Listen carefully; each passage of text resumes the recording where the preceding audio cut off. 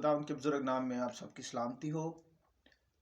पाक कलाम में से आज हम पढ़ेंगे रोमियो उसका 8वां बाब, उसकी 13 से 15 आयत। मैं आपके लिए रीड कर देता हूँ।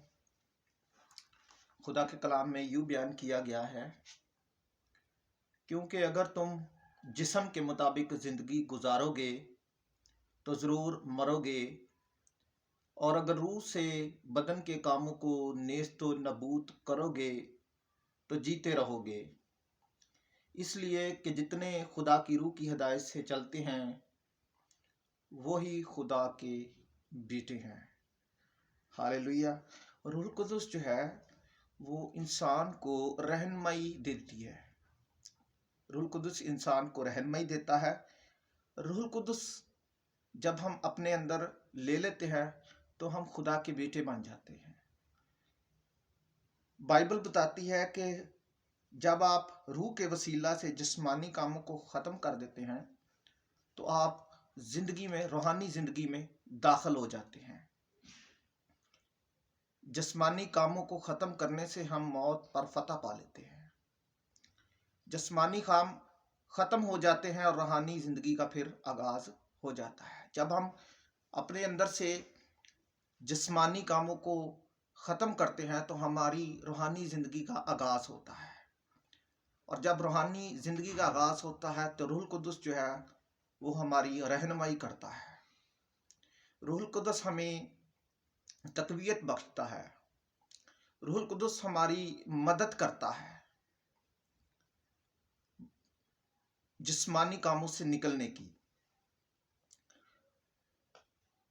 जब हम जिस्मानी कामों से निकलते हैं तो हम खुदा के जलाल के एक लेवल को टच करते हैं।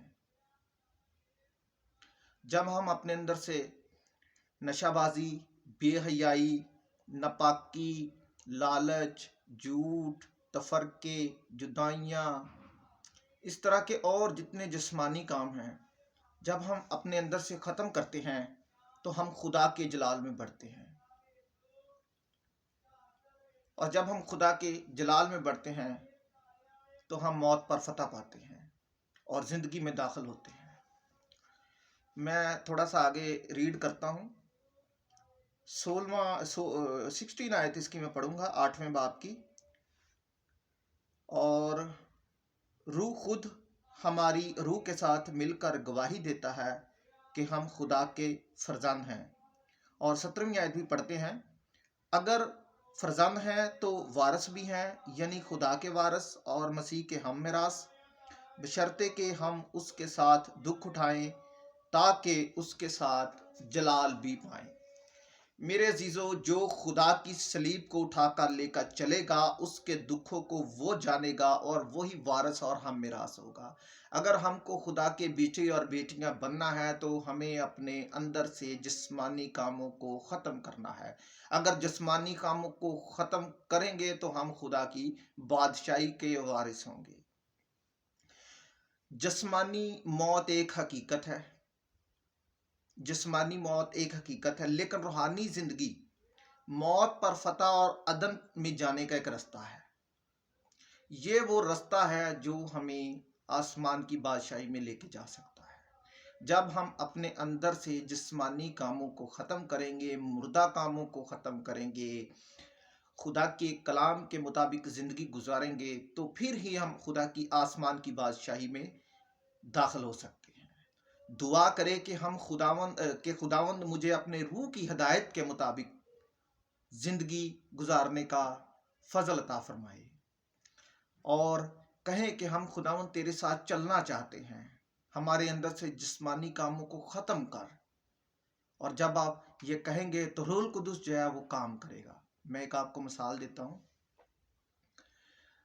जब आप पानी के गिलास को भर लेते हैं तो उसमें फिर जगह नहीं रह जाती। इसी तरह जब हम पानी के गिलास को भर लेते हैं तो उसमें जगह नहीं रह जाती। जब हम उसको खाली करेंगे तब ही हम उसके अंदर दोबारा पानी भर सकते हैं। जब हम अपने अंदर से जिस्मानी कामों को ख़त्म करेंगे फिर ही हमारे अंदर से आकर रूह कुदस जो है वो काम करना शुरू करेगा। اور جب ہم روحانی زندگی گزارتے ہیں تو پھر ہمارے اندر سے موت کا جو خوف ہے وہ بھی ختم ہو جاتا ہے، کیونکہ ہمیں پتہ چل جاتا ہے کہ ہم زندگی کی طرف بڑھ رہے ہیں۔ اس کی میں ایک آپ کو اور حوالہ پڑھ دیتا ہوں خدا کے کلام میں، 8ویں باب میں ہی ہے، اس کی 5 آیت سے میں آپ کے لیے پڑھوں گا 8 آیت تک۔ کیونکہ جو جسمانی ہے وہ جسمانی باتوں کے خیال میں رہتے ہیں، لیکن جو روحانی ہیں وہ روحانی باتوں کے خیال میں رہتے ہیں۔ اور جسمانی نیت موت ہے، مگر روحانی نیت زندگی اور اطمینان ہے۔ اس لیے کہ جسمانی نیت خدا کی دشمنی ہے، کیونکہ نہ تو خدا کی شریعت کے تابع ہے نہ ہو سکتی ہے، اور جسمانی ہے وہ خدا کو خوش اور جو جسمانی ہے وہ خدا کو خوش نہیں کر سکتے۔ جو جسمانی ہے وہ خدا کو خوش نہیں کر سکتے۔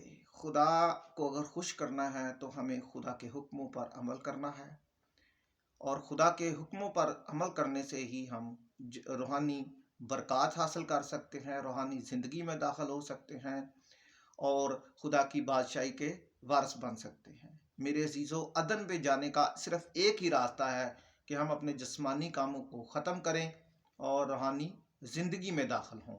اور میں پڑھ دوں گا اگر ایک اور یہاں پر آیت ہے، اور آیت ہے 9ویں، یہاں پر لکھا ہے، لیکن تم جسمانی نہیں بلکہ روحانی ہو، بشرطے خدا کا روح تم میں بسا ہو، مگر جس میں مسیح کا روح نہیں وہ مسیح کا نہیں، جس میں مسیح کا روح نہیں وہ مسیح کا نہیں، وہ مسیح کا بیٹا اور بیٹی نہیں۔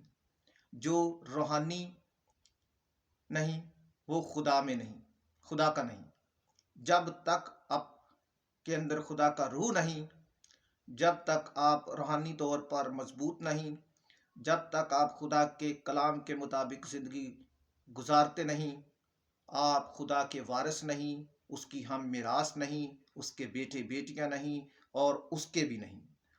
اور جو اس کا نہیں وہ خدا کی بادشاہی میں داخل نہیں ہو سکتا۔ آج ہم نے جسمانی کاموں کے متعلق بات کی ہے۔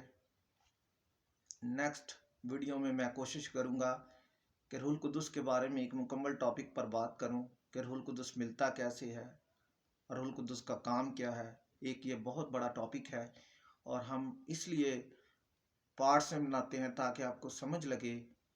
خداوند آپ کو برکت دے، آمین۔